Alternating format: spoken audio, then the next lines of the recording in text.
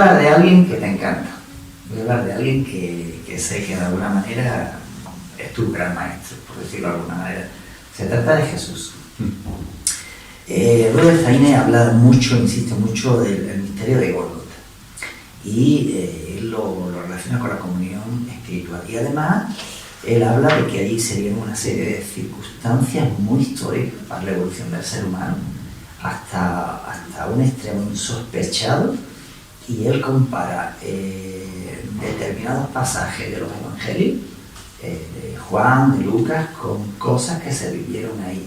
Y además compara los textos bíblicos, evangélicos en concreto, con los fenómenos terrestres, atmosféricos que se dieron ese día, ¿no? Y además, él describe un viaje muy peculiar de Jesús. Él dice que Jesús no solo resucitó, no solo se elevó, sino que antes de elevarse hizo otro viaje. Y el viaje justo al centro de la tierra. Y él describe ese viaje a través de las diferentes capas intraterrenas en las que adjudica determinados seres espirituales que habitan esas capas intraterrenas, igual que pueden habitar capas por fuera.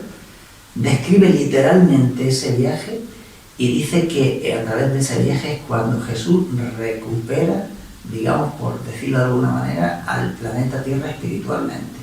Conecta finalmente con un genio que dice que vive en el centro de la Tierra, te describe, digamos, el nombre y apellido de cada una de las figuras espirituales, y Jesús, cuando toca el centro de la Tierra, entonces cuando regresa hacia el cielo, por decirlo de alguna manera. Eso es una idea que aparentemente, cuando uno choca desde fuera y no tiene ese conocimiento previo, dice, esto es una locura total, esto no cuadra para nada con lo que a mí me han dicho, ¿y qué pasa aquí? ¿Esto es todo un rollo, esto todo es mentira, o es una gran verdad que me cuesta trabajo todavía asimilar? Estoy recién llegado a escribirlo, por eso te lo planteo, ¿no? Bien, mira, lo que comparte Steiner con un carácter narrativo y descriptivo que yo no he encontrado precedente, no he encontrado nada igual. No obstante, encaja con lo que sostienen o han sostenido muchos sabios y sabias. La figura de Jesús de Nazaret es una figura fortísima desde el punto de vista espiritual. Ese carácter fortísimo, de enorme envergadura espiritual, a mí personalmente me da igual, porque hay dos versiones. Me da igual que ya fuera de nacimiento, que en cualquier caso lo tenía que ser, pero ahora me explicaré mejor, que fuera de nacimiento, o que en un momento determinado, como consecuencia de su sendero, se pusiera a disposición del servicio, de modo y manera que se pudiera dar una especie de unificación con el espíritu crístico que lo inundó. Por ejemplo, en determinadas tradiciones orientales se nos habla de que Jesús de Nazaret lo que hace en ese bautizo, entre comillas, simbólico, que Juan el Bautista le hace en un momento concreto y que es el inicio de su vida pública. Ahí lo que realmente se está narrando es el momento en el que Jesús de Nazaret, en su proceso de transformación, el espíritu crístico, que en estas corrientes orientales se liga a Maitreya, es cuando si pudiéramos decir que Maitreya se unifica con Jesús de Nazaret y Jesús de Nazaret con Maitreya. Es como un discípulo que se pone enteramente al servicio del maestro y que al ponerse directamente al servicio del maestro se unifica con el propio maestro. Y que a partir de ahí Jesús de Nazaret realiza una obra y una vida imbuida plenamente de ese espíritu crístico puro. Hay formulaciones que consideran que no, que ya Jesús de Nazaret de nacimiento, su alma, en autoconsciencia, ya estaba en ese punto, que lo único que hace con el paso de los años es plasmarse en su vida pública y en su vida y en su obra.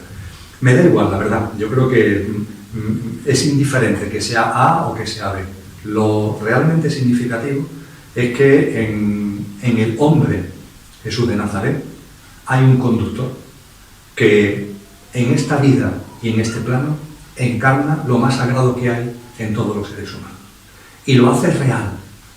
Cuando la divinidad se hace real a través de un humano, las cosas que ocurren, Carlos, a nuestra mente le pueden parecer sorprendentes, pero están descritas. Por ejemplo, en los Yoga Sutras de Patanjali, que vienen en su versión de texto del siglo II, de boca a oído, viene de mucho antes, del siglo III o IV antes de Jesús, ahí hay una sección entera que se habla de los siddhis. Los siddhis son las capacidades, las cualidades, las facultades, los poderes que van apareciendo en los seres humanos, cuya divinidad va apareciendo en escena.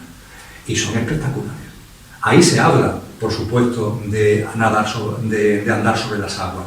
Y uno de los muchos siddhis que van apareciendo como consecuencia de esa plasmación de nuestra divinidad. Bueno, pues esos siddhis en Jesús de Nazaret se hacen absolutamente presentes.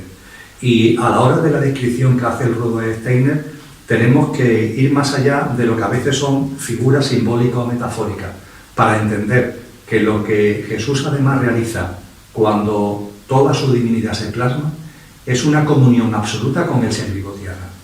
Algo que se nos olvida enormemente, que el sol es un ser vivo, claro que sí, y la tierra es un ser vivo que vive en el ámbito del globo solar. Y todos los seres que estamos sobre la tierra estamos enraizados, estamos unidos, estamos ligados a ese Manitou que hablaban los apaches, pongamos por caso, ese espíritu, ese ser vivo tierra. Cuando Jesús de Nazaret plasma su divinidad, también hace esa comunión profunda, porque si no, no sería una plasmación de la auténtica divinidad. También hace esa comunión profunda con el ser vivo tierra, de tal forma que la plasmación de la divinidad plena en el contexto de un ser humano no solamente aporta a la humanidad, sino que aporta a todas las formas de vida que hay en el planeta y a la propia evolución conciencial del ser vivo tierra, al logos planetario, también le aporta. Y termino señalando lo siguiente. Todo esto Jesús de Nazaret lo hace siendo ser humano. Es decir, Jesús de Nazaret no es un alienígena, no es un extraterrestre, porque en caso de que hubiera sido un extraterrestre, que hubiera aquí venido de pronto, su experiencia no hubiera servido ni para la humanidad ni para el logos planetario. La aportación de esa gran alma a la humanidad y al logos planetario es porque encarnó en humano.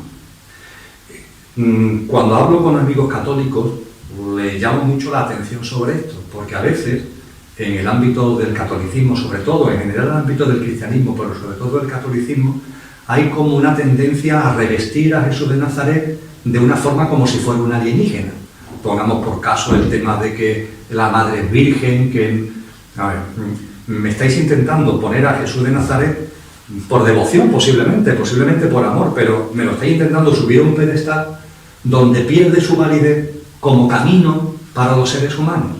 La grandeza de Jesús de Nazaret es que fue un ser humano y por supuesto que nació de una madre mediante una relación sexual con un padre. Por supuesto que sí. Y hay que entender que cuando en el esoterismo cristiano se nos habla de la virginidad de María, no se está hablando de la virginidad de María, se está hablando de algo que no solamente ha sucedido con Jesús de Nazaret.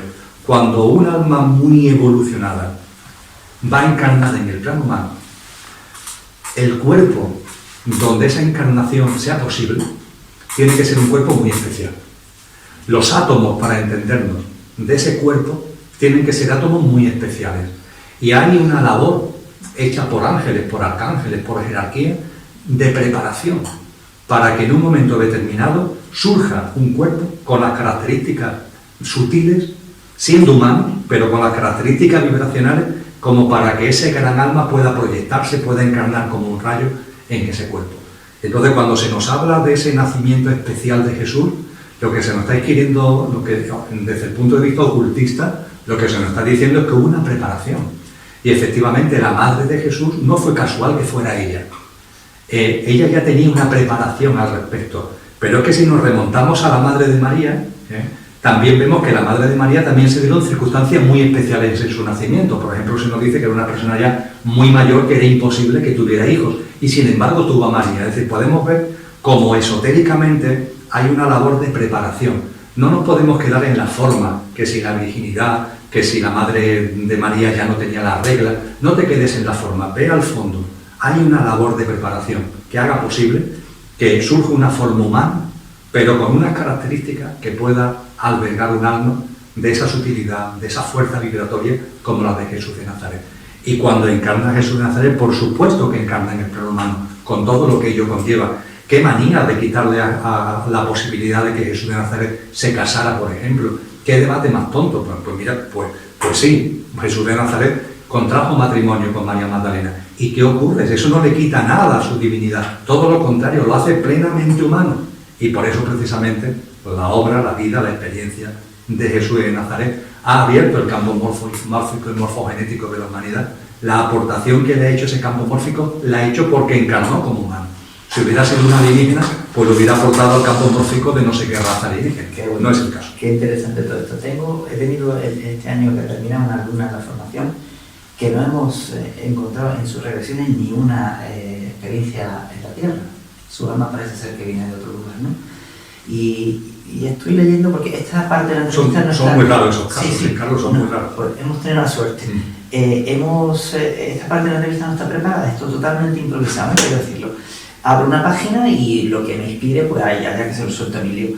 Emilio, he tenido recientemente, y lo estaba hablando con Kiko antes, vengo de Ceuta, una chica estupenda, maravillosa, que abre su centro de yoga, se gasta todo el dinero que no tenía, porque además es ayudada, le hacen una obra mal hecha y al poco tiempo se le prende fuego todo, y se le viene todo abajo. Resurge de la ceniza y ahora duplica la capacidad del centro de yoga y bueno, ha sido ayudada por mucha gente, ¿no?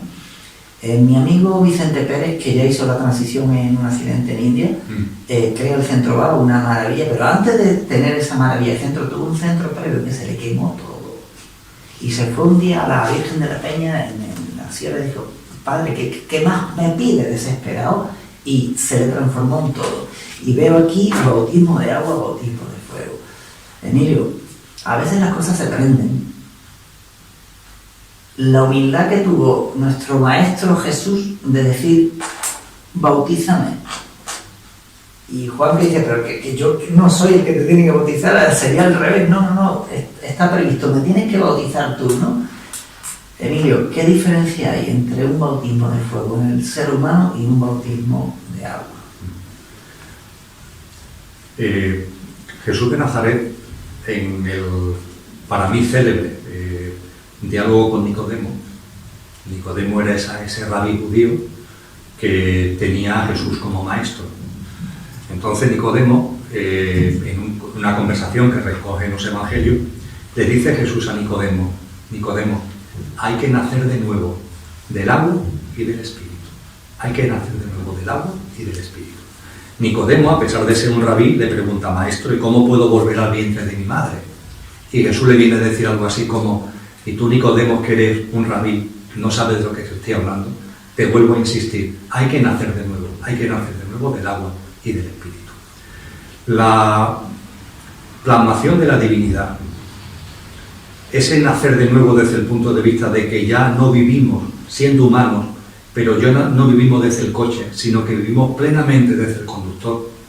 Ese momento en nuestro sendero en el que por fin el conductor adquiere plena conciencia y toma por completo los mandos del coche. Y a partir de ese momento nada de lo que hace ni de lo que dice está apartado ni un milímetro, hablando coloquialmente de la divinidad profunda que todos atesoramos. Eso es un bautizo de agua, ligado por completo al Espíritu. Por eso habla de agua y de Espíritu y de agua. Es la plasmación del Espíritu Santo, que es el Espíritu uno en cada uno. Eso es el Espíritu Santo esotéricamente en cristianismo, el Espíritu uno en cada uno en la vida. El otro tipo de nacimiento de fuego, vamos a decirlo así, es más terrestre. Forma parte del proceso hacia el nacimiento de agua. Forma parte del proceso. Y hay que entenderlo como parte del proceso. En teosofía se nos enseña, por ejemplo, que hay distintas humanidades. Curiosamente, las distintas humanidades van aportando a la siguiente toda su evolución en consciencia. Y cada una tiene un determinado rol, un determinado papel en esa evolución en consciencia. Finalmente, cada humanidad tiene que fallecer, entre comillas, de la misma forma que mi cuerpo como Emilio tiene que fallecer para que mi alma siga su proceso de evolución en autoconsciencia en distintos cuerpos. Con lo que el hecho de la desaparición de una humanidad no tiene nada de trágico, forma parte de la propia evolución como es arriba y es abajo, que estamos viviendo nosotros en este cuerpo y lo dejaremos, este cuerpo muerto, para volver a encarnar en otro. Pues bien, en Teosofía se nos enseña que las distintas humanidades van desapareciendo por el agua y por el fuego. Por el agua y por el fuego. Por ejemplo, la previa, anterior a esta, la que estamos encarnados, que fue la Atlántida, desapareció por el agua. Es toda la mitología y la fábula del gran diluvio universal. Esta desaparecerá por el fuego, está dicho en los escritos de muchas tradiciones. Es decir, saco esto a colación para que entendamos que el agua y el fuego, estando el agua más ligado a lo que es la plasmación plena del espíritu y el fuego más a una evolución terrestre, a la necesidad de soltar, a la necesidad de vivir, como tantas personas necesitan, noches oscuras a la hora de impulsar su proceso de transformación, el que aparezcan sapos en tu vida, pero estamos hablando de sapos muy gordos, sapos que no es simplemente que te tambaleen, no, es que ocurra algo tan enormemente gordo que te quedan dos opciones: o sigues para adelante transformado, o te mueres, caes en el abismo. Cuando te mueres no me refiero a que te mueras físicamente, pero vamos, la vida deja de tener sentido para ti y ya te convierte en una especie de zombie hasta que tu cuerpo físico fallezca. Ese tipo de circunstancias, que no son noches oscuras cualquiera, que no son sapos cualquiera, sino que son circunstancias enormemente traumáticas, donde te vuelvo a insistir, tienes esas dos opciones: o sigue para adelante y vas a seguir ya transformado, o te vas a hundir. Esto son elecciones álmicas. Claro, cuando se viven aquí, como le pasó a Vicente, con el que tú sabes que yo tuve también una fuerte amistad, cuando eso le pasa a Vicente, ¿qué es lo que prevalece ahí? Bueno, prevalece una confianza, prevalece una fuerza, que no es casual, es que su alma estaba ya preparada para eso. Hay quien dice que ningún ser humano sufre más de aquello para lo que está preparado. Yo estoy convencido que esto es así, por más que a veces nos distorsione y podamos caer, ¿no?, en el intento. Pero esa experiencia del renacimiento por el fuego son las grandes experiencias que yo, por ejemplo, en esta vida, la gente me dice, claro, tú has tenido una experiencia cercana a la muerte, ¿no? Estuviste muerto y eso... No, la verdad es que no, Carlos. Para mí la experiencia cercana a la muerte fue una experiencia tan placentera. No tuve dolores, no tuve ninguna circunstancia de fuego, entre comillas, en el sentido que estamos comentando. Digo yo que lo mismo ya lo tuve en otra vida anterior, o no, lo tendré en otra que venga, ¿no? Pero yo creo que, metafóricamente hablando, son las dos formas de denominar a resurrecciones que tienen que ver con nuestro proceso de transformación en la encarnación, y hay un momento determinado, fuego, y hay un momento determinado en el que se produce el renacimiento por el agua. Bueno, qué gusto hablar con Emilio, la verdad que sí. Emilio, de alguna manera se está produciendo la segunda venida de Cristo para toda la humanidad en esta época. Estamos nosotros como conciencias evolucionando lo suficiente como para poder tener un segundo encuentro con Cristo directo, personal, evidentemente no en cuerpo físico. ¿Es eso así? Bien, cuando hablamos de este tipo de cosas, a mí me gusta referir, por un lado, a las tradiciones espirituales serias. El budismo habla de un momento que llama el gran olvido. El hinduismo habla de la edad oscura. La religión del Islam habla también de un momento en el que, traducido al castellano, se le llama la hora. En el ámbito del judaísmo se anuncia la llegada de un Mesías. Y en el ámbito del cristianismo se habla de una parusía. La realidad es que no se utiliza la expresión segunda venida, sino parusía, que significa presencia. Y es una presencia crística. De ahí que se asocia a la segunda venida de Jesús, porque es la presencia crística. Y es una presencia crística en donde interactúa lo interior con lo exterior. Lo interior, porque el proceso de transformación es de cada uno. Y esa presencia crística tiene que ver con el hecho de que cada vez más seres humanos la dimensión crística se vaya plasmando. Y es también externa desde el punto de vista de que hay una serie de circunstancias que sirven de alimento, que sirven de nutrición a ese proceso. Cuando a Jesús de Nazaret se le pregunta en el capítulo 24 de Mateo, dice al principio que fue preguntado por sus discípulos en privado, no es algo que diga abiertamente, aunque nosotros lo tenemos en los evangelios. Se le pregunta sobre esa parusía, sobre ese final de los tiempos, que hay que entenderlo no como el final del mundo, sino como el final de esta humanidad. Esta humanidad que ha seguido al adelante tendrá un final en un momento determinado y vendrá otra humanidad. En teosofía se dice que esta es la quinta, vendrá la sexta de las 7 que contemplan el discurrir de la evolución humana. Pues bien, estamos hablando del fin de esta humanidad. Por eso Jesús de Nazaret habla del fin de esta generación. No habla del fin del mundo, de esta generación, de esta humanidad. Pues bien, cuando he preguntado por esto, lo primero que dice es, no se sabe, nadie sabe, ni el día ni la hora. Esto vamos a asumirlo plenamente. Carlos, hay demasiada profusión, demasiada divulgación de fechas. No caigamos en esa manía de fechas. Fue que el 2012, fue que el 2000, ahora que si el 2021, que si el 2026. No nos empeñemos en fechas. Nadie sabe ni el día ni la hora. Lo que sí tenemos para nuestra información es una serie de circunstancias que son las que se van a dar. Es decir, sin saber en el calendario el día y la hora, sí tenemos conocimiento de una serie de circunstancias que van a dibujar ese momento.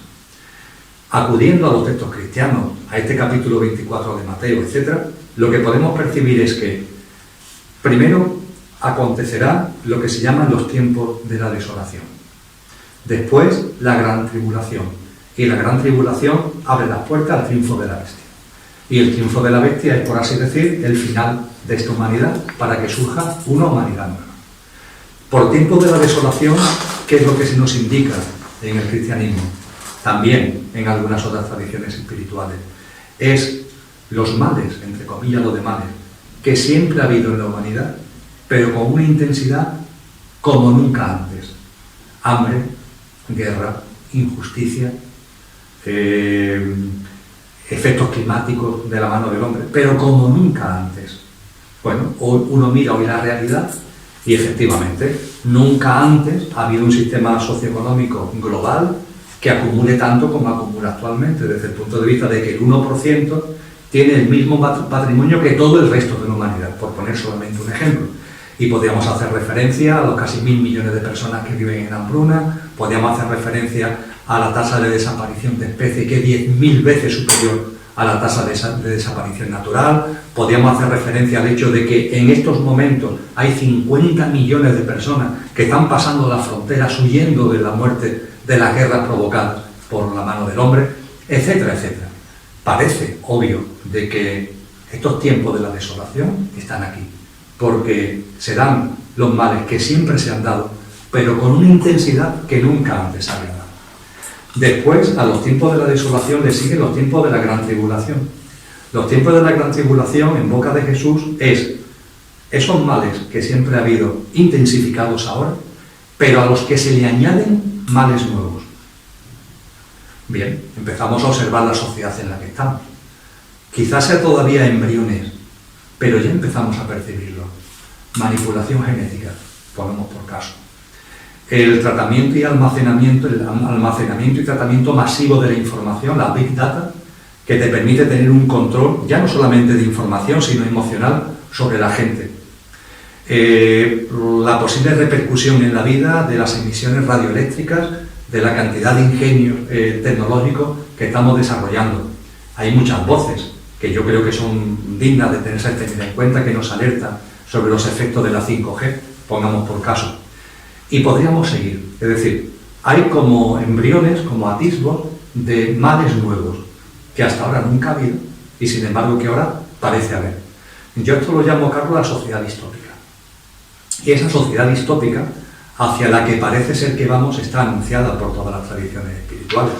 Y esa sociedad distópica en la que se detiene Jesús, Él lo dice con toda claridad, este mensaje tiene que divulgarse. ¿Por qué? Porque cuando estos tiempos lleguen, y tenemos que ser conscientes de que la humanidad esta está liderada, la élite que la lleva no tiene conciencia. Las decisiones que se toman no tienen en cuenta el prisma humano, y los que toman las decisiones es imposible para la humanidad actual el derrocarlo. No hay una posibilidad de derrocarlo. Es que ni sabemos siquiera, viven en el anonimato, ni siquiera sabemos quiénes son. Entonces, cuando vas percibiendo esto, puedes aventurar que vamos hacia una sociedad distópica en la que estamos entrando ya, en la que muchos eruditos de distintos campos nos empiezan a hablar con toda rotundidad, pero claro, ojo, confía. Esto tiene un porqué profundo. Esto no es azar, esto no es caos. Esto tiene un sentido profundo. Y la pregunta que nos hacemos, bueno, ¿y cuál es el sentido profundo de este huracán de magnitud aceleradamente creciente en el que estamos? Muy sencillo, en el que cada vez más almas den un paso adelante. Y sé que esto puede parecer, así dicho a bote pronto, contradictorio, pero es que observamos nuestra vida, observamos la vida de la gente y nos damos cuenta como en las circunstancias duras de la vida es cuando muchas personas han encontrado el trampolín para evolucionar en consciencia. Entonces estamos hablando de unos fenómenos colectivos que van a tener también una influencia personal, que finalmente, y ya voy terminando, lo que conllevaría, según lo que nos ha enseñado Jesús, lo que nos han enseñado esas tradiciones espirituales, lo que conllevarían son circunstancias ante lo que cada uno va a tener el libre albedrío, va a tener una opción.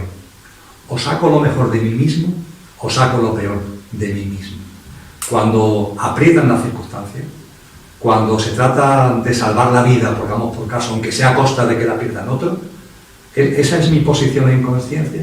¿O mi posición en conciencia va a ser un saber que no hay muerte y que por tanto mi último gesto en la vida va a ser tender la mano para que otras personas puedan seguir viviendo?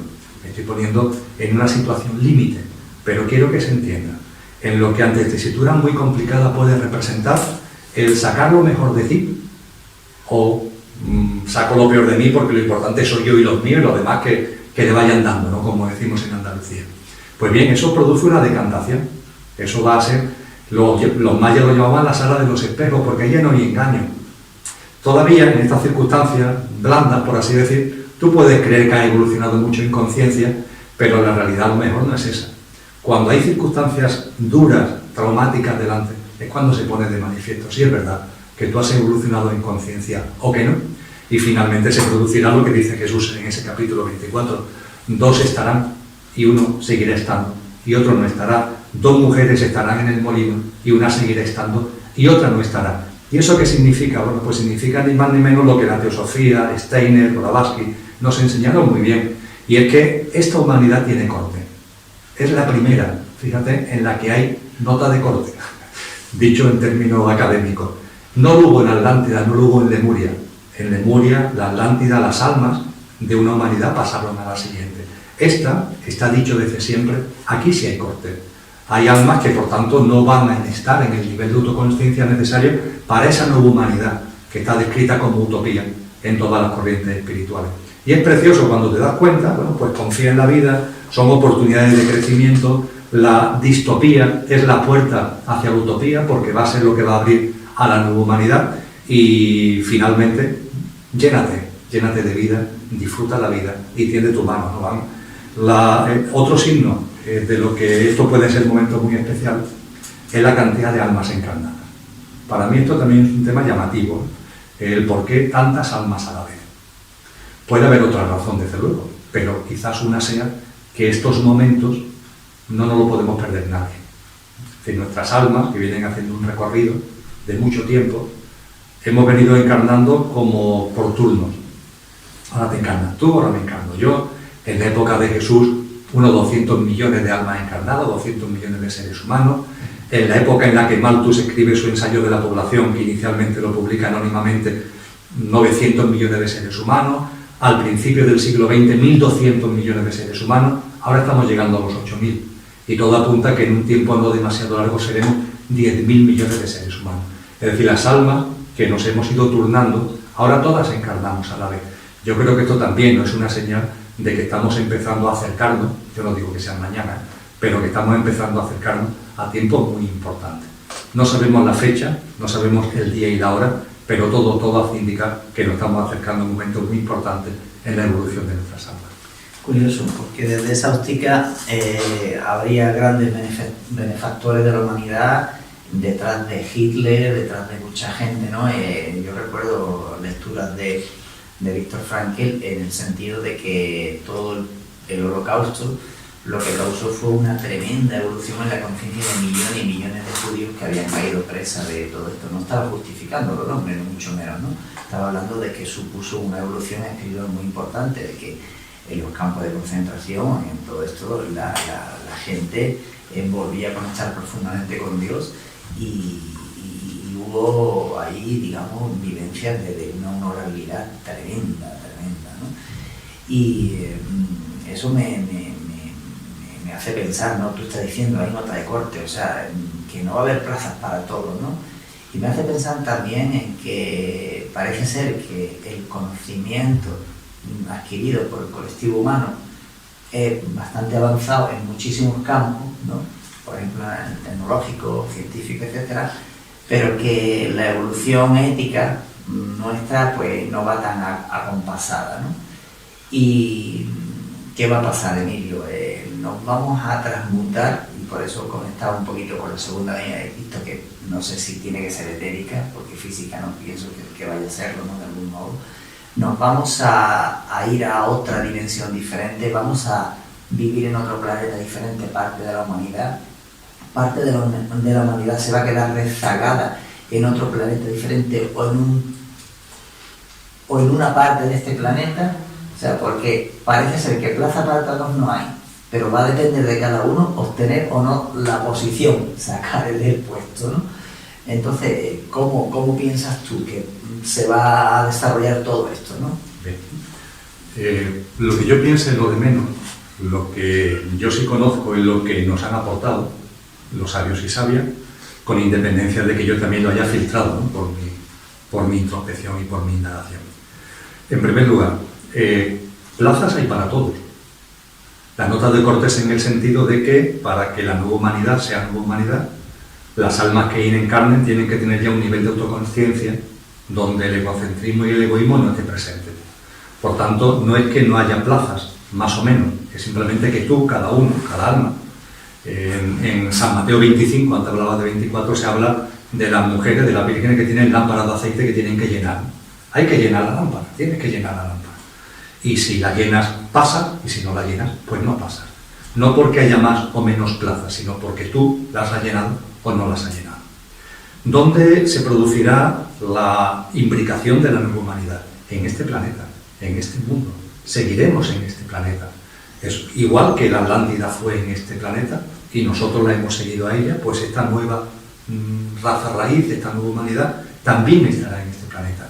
Y la compondrán, encarnarán en ella las almas que por su autoconsciencia hayan pasado ese corte de nivel conciencial para poder vivir ya en plenitud, en un avance de una humanidad donde el egoísmo y el egocentrismo no esté presente.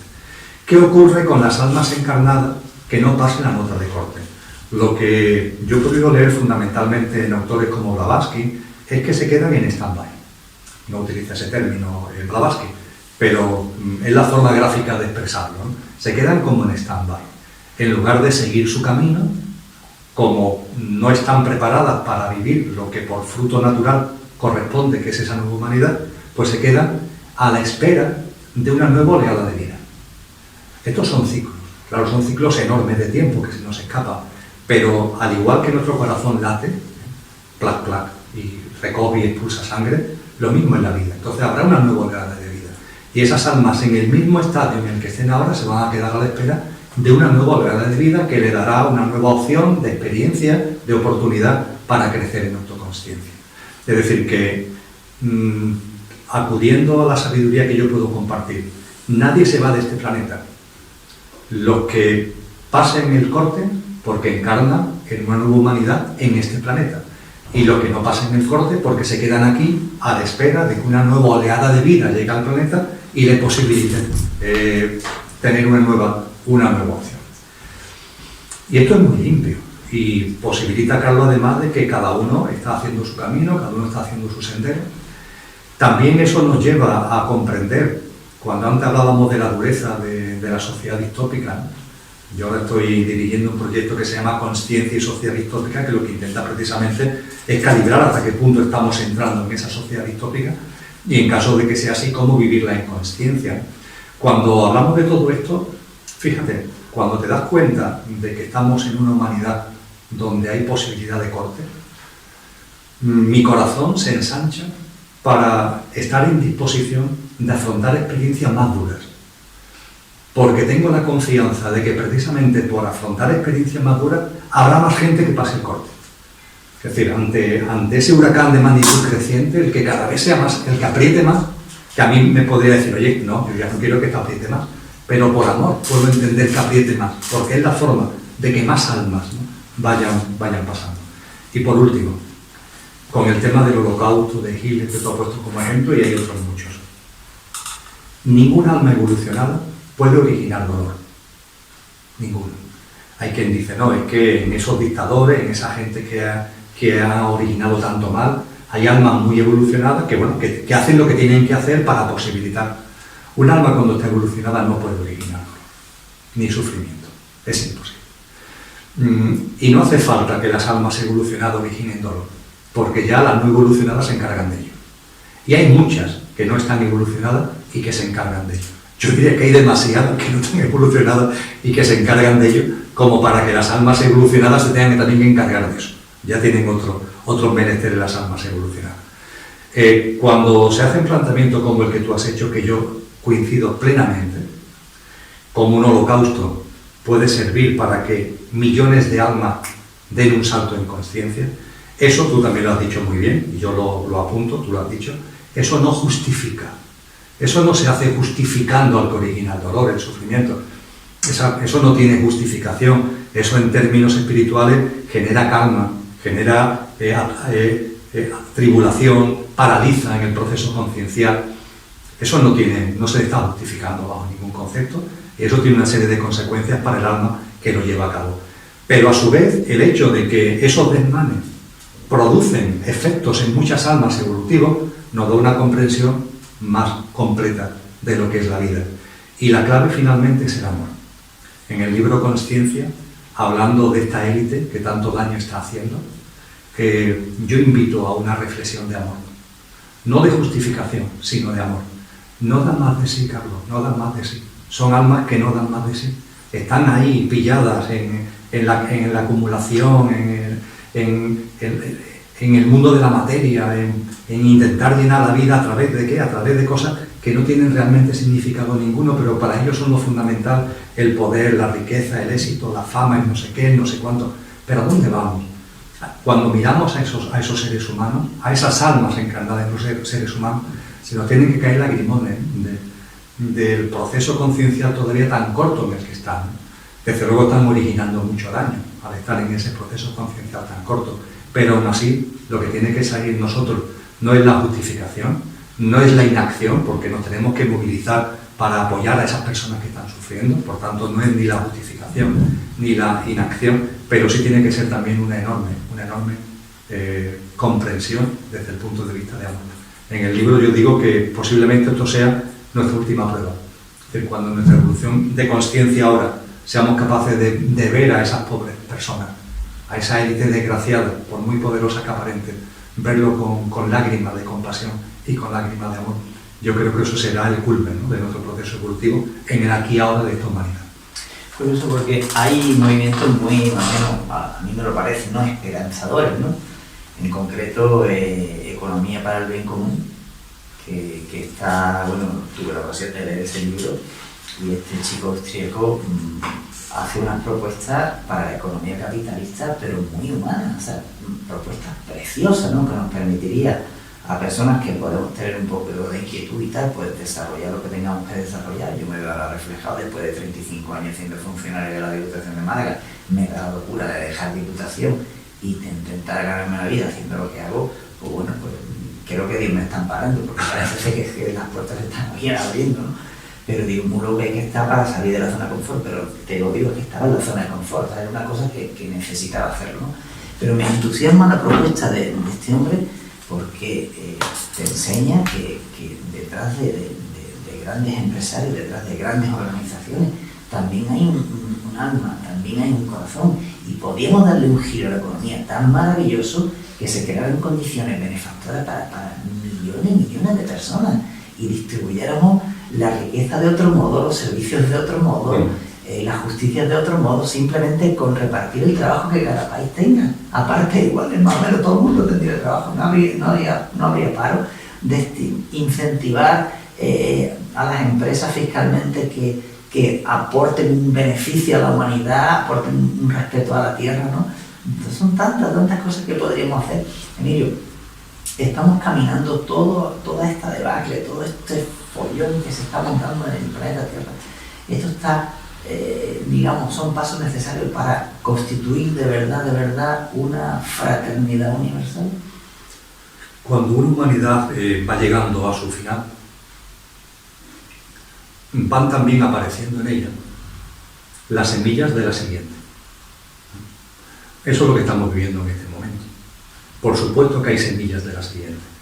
Por supuesto que hay almas encarnadas que ante el mundo en el que estamos están realizando aportaciones, están teniendo inspiraciones, están haciendo reflexiones que, tal como yo lo percibo, no van a tener su plasmación en esta, porque los poderes están muy por encima y lo dificultan, pero sin embargo no es ni mucho menos algo estéril, porque estamos poniendo ya la semilla de lo que será.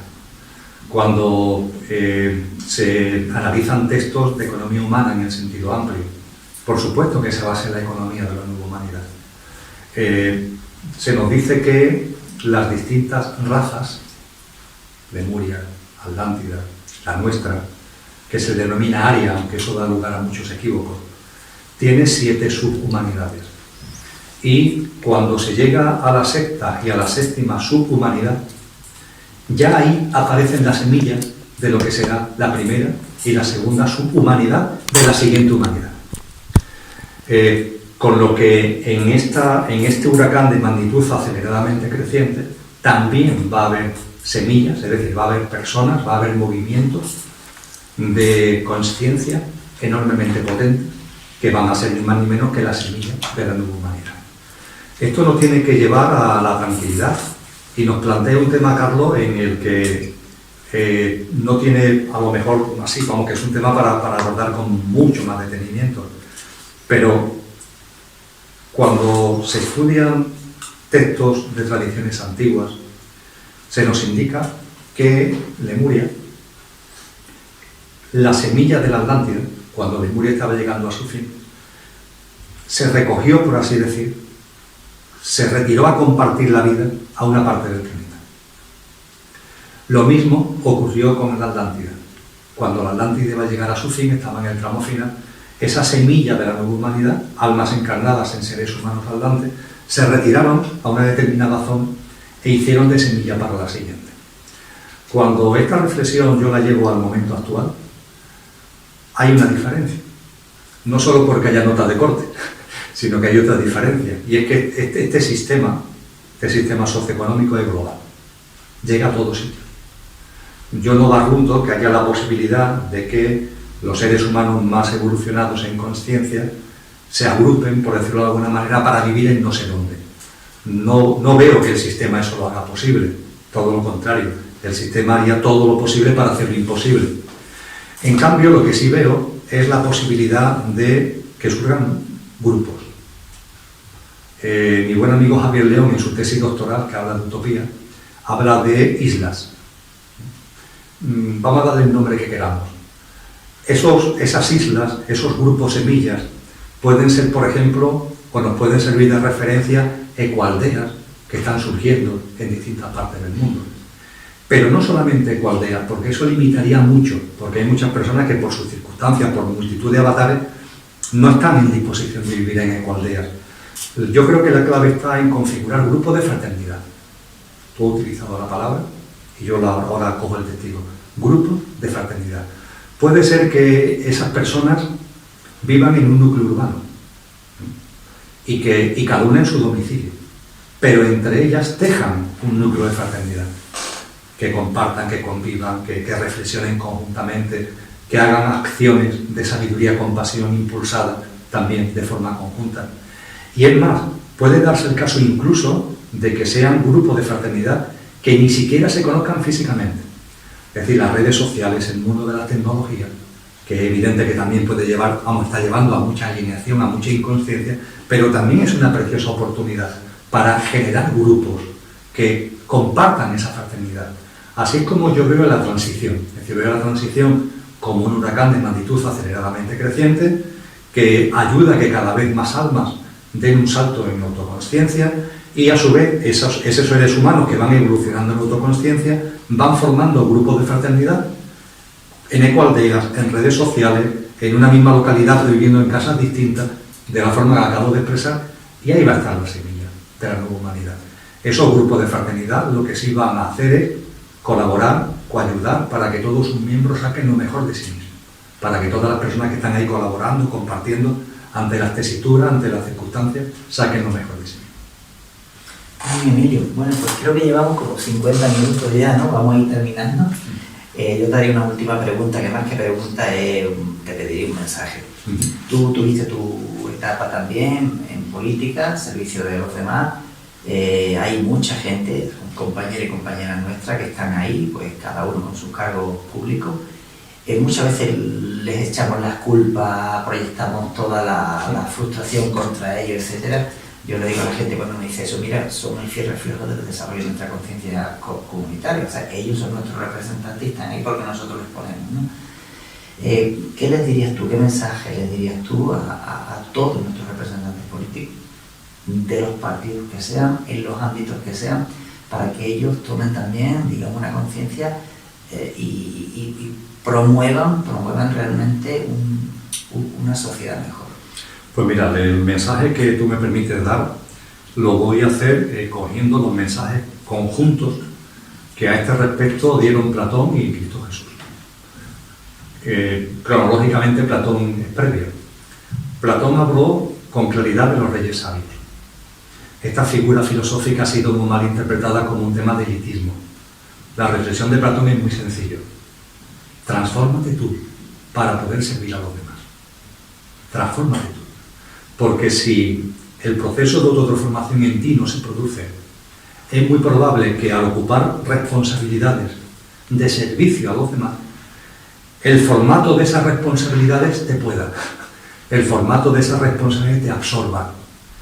El glamour, por así decir, de esas responsabilidades, estamos hablando de muchos niveles, claro, en cuanto a esas responsabilidades, pero esa porción de poder, esa porción de influencia, esa porción de fama, esas porciones que dependiendo de la escala, de la responsabilidad, del cargo que estemos hablando, será mayor o menor.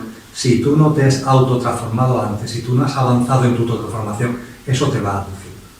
Y aunque tu voluntad sea la de dar un servicio, realmente ese servicio que vas a dar va a ser muy pequeño. Y sobre todo y fundamentalmente, además de servir poco a los demás, tú también vas a estar perdiendo el tiempo, porque te estás olvidando de lo realmente importante, que es tu autotransformación. Esto en la obra de Platón es clarísimo. Y Cristo Jesús.